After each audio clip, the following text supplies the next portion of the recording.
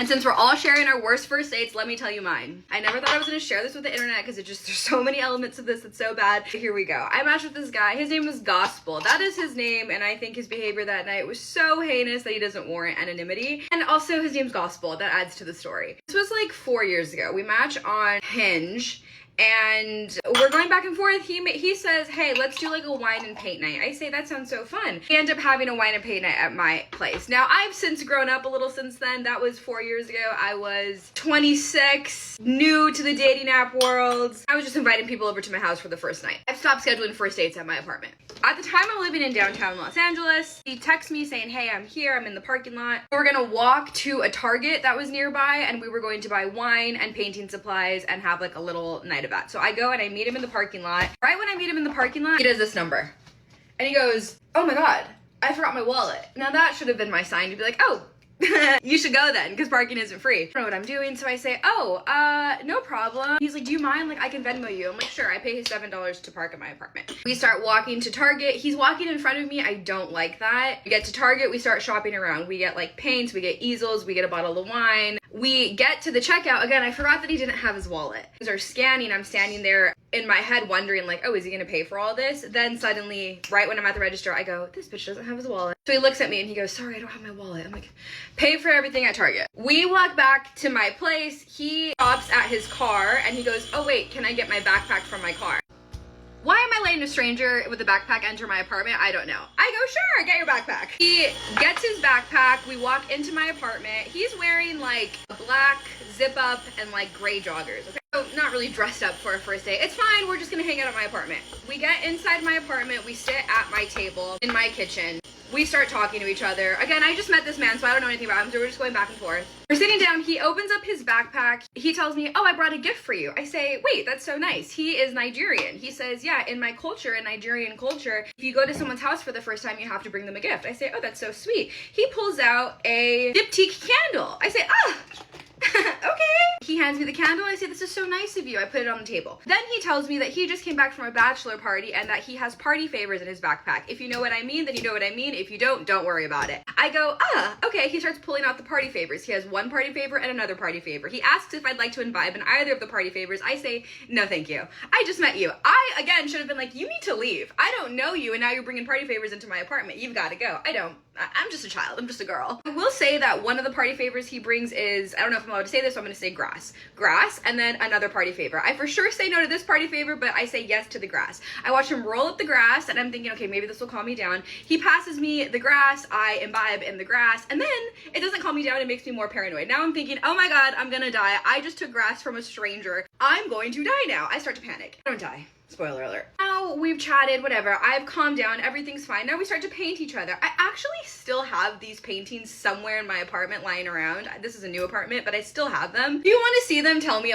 We're talking as we're painting. He's being super cheesy. He's just like, at that time I had just gotten out of a 12-year relationship. He's like, wow, I can't believe a guy would have fumbled you. Like, look at you, you're at your place. My apartment in downtown was sick. Floor to ceiling glass. It was beautiful. Decorated very nicely. I can show you that too if you're interested. He's like, look at this place. Look at what you do. You're so successful. Like, how could somebody have fumbled? And I'm just like, okay, you're being cheesy. You don't know me. I could be insane. The best thing that came of this night is that he introduced me to Fleabag, which is such a good show. So I sit on my couch. Now we're just watching Fleabag. Oh, side note, I told you I engaged in the grass party favor. He had been engaging in both party favors. So we do grass together and then he does the rest of it all on his own, and I'm just kind of watching this man do this in my living room, and I'm like, who is this and why am I allowing this? We're watching Fleabag. He goes, do you mind if I change into something more comfortable? I go, no problem. He then takes off his sweater. Underneath his sweater, all he's wearing is a white tank top, like a wife pleaser, if you will. He takes that off, and now this man is just shirtless in his joggers in my living room. Now, I will say he did have a six-pack, and so ultimately, like, that wasn't the biggest problem. I'm just like, okay, why is he naked? Like, I'm fully in my clothes. What is happening? Obviously, now I'm like, okay, something's gonna happen. Like, we're gonna get into something. We end up kissing. Okay, we're kissing, and then he's like, do you want to move to your bedroom? Fine, whatever, we're here. Let's get on with it. He was a good kisser, and he was fit. So we go to my bedroom, and now we're doing what people do in a bedroom. And this is the part that like really just makes me so upset every time I think about it. I haven't gotten over it. He has been imbibing in this party favor all night, so he is sweaty and But he's sweating a lot, and I'm just kind of like, this is kind of grossing me out. He is on top of me, and he is sweating, and he's making these like crazy noises, and I'm just like, okay, this is like really a bit much for me.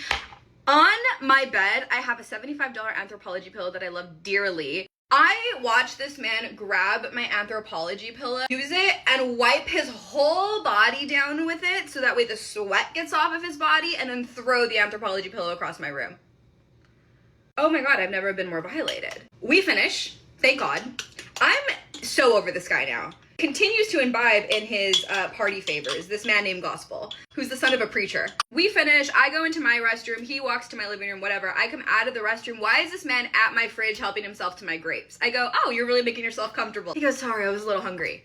And then he goes, do you have food? No, I don't have food. You need to leave. You know, at this point, I have no backbone. I don't know how to say no to anyone. So when he says that he's hungry, he goes, hey, I noticed a hibachi food truck outside of your place. I said, yeah, there's a hibachi food truck out there. He goes, I'm kind of hungry. Are you? I say, no. I kind of want some of that. I say, okay, well, it's right outside, so maybe on your way to your car, you can go get that. He goes, no, come on, let's go together. I don't know how to say no, so I say, okay. Walk with this man downstairs to the hibachi steak food truck. And as we're walking there, I'm just like, I'm so over this. I really just want this night to end. We're waiting in line. He's making conversation with me. I'm just like, please let this night end. We get to the front. He's like, what are you going to order? I say, I don't want anything. I'm not hungry. He goes, oh, okay. He orders lobster fried rice and a steak. As he's standing there finishing ordering, the girl says, okay, that'll be $40. This man steps to the side like this and looks at me as if he were a child and I was his mother, because remember, he doesn't have his wallet. And I should have been like, oh, sounds like you can't get your food. Sounds like you should walk to your car and I'm gonna walk to my apartment. Bye, see you never.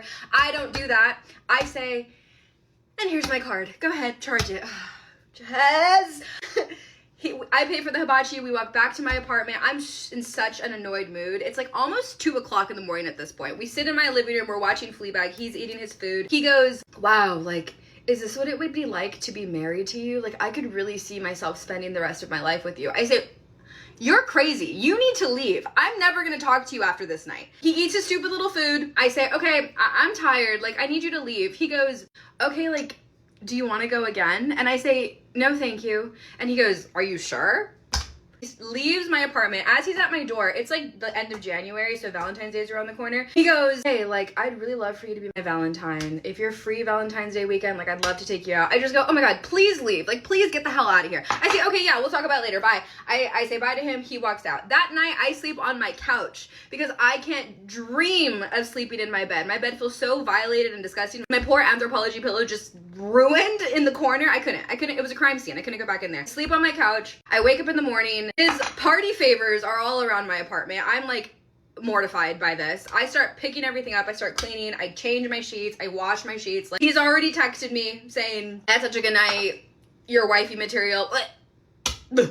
One of my best friends, Alana, I'm on the phone with her. I'm telling her everything. And I say, the only good thing that came of it is that I learned Fleabag and I got a diptyque candle out of it. No problem. Finally finished cleaning. I'm thinking, I'm gonna light that candle and just call it a day. The way that this man took his candle back. That candle was nowhere to be found. It was not in my apartment. When he was packing up his little backpack, putting all his stuff in there, he put the candle back in there. Months later, I get a Venmo from him, and it says, no currency, just vibes. And it's like the exact $70 down to the cents charge. That was probably my worst date ever.